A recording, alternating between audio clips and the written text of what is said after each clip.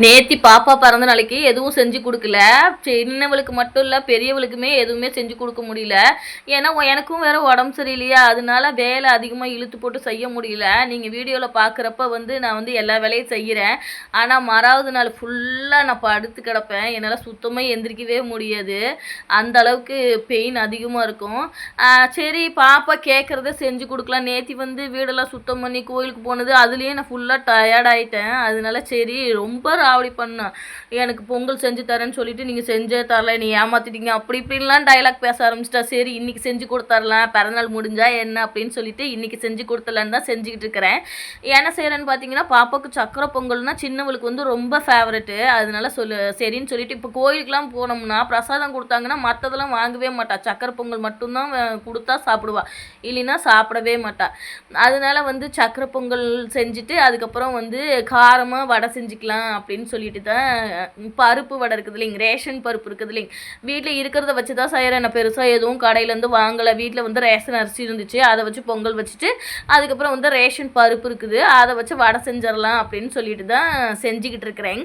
Night வேறு time ரொம்ப ஆயிடுச்சு. ஏன்னா அவங்க அப்பா வேலைக்கு போயிட்டாங்களா, தான் வெல்லம் அந்த முந்திரி திராட்சை அதெல்லாம் வாங்கி தர சொல்லியிருந்தேன். அதனால லேட் ஆயிருச்சு.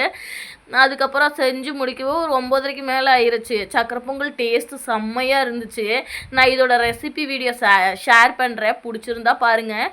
அப்புறம் வடையும் செம்மையாக இருந்துச்சு. எண்ணெய் ஒன்று, பெருங்காயமும் பூண்டும் எப்போதுமே கொஞ்சம் நிறையா சேர்ப்பேன். இந்த தடவை கொஞ்சம் கம்மியாக சேர்த்துட்டேன், அவ்வளோதாங்க. டேஸ்ட் அல்டிமேட்டாக இருந்துச்சு. எங்கள் வீட்டுக்காரங்க சொன்னாங்க, இது வரைக்கும் பொங்கல் செஞ்சதுலேயே இப்போ தான் சூப்பராக இருக்குது, வடையும் செமையாக இருக்குது அப்படின்னு சொல்லியிருந்தாங்க.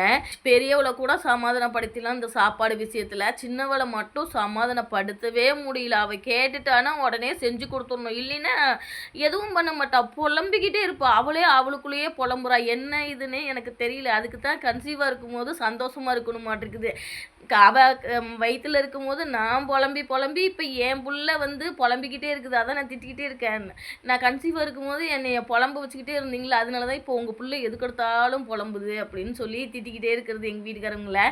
என் பிள்ளைக்கும் ரொம்ப பிடிச்சிருந்துச்சாமா. எல்லோரும் சாப்பிட ஆரம்பிச்சிட்டாங்க. நான் வேலையெல்லாம் முடிச்சுட்டு இப்போ தான் சாப்பிட உக்காறேன். டேஸ்ட்டு ரொம்பவே நல்லா இருந்துச்சு, எனக்கு ரொம்ப பிடிச்சிருந்துச்சி. எங்கள் வீட்டுக்காரங்களுக்கும் ரொம்ப பிடிச்சிருந்துச்சி. எங்கள் வீட்டில் எல்லோரும் என் பிள்ளை மெயினாக ரொம்ப ஹாப்பிங்க. அவ்வளோதாங்க, பைங்க.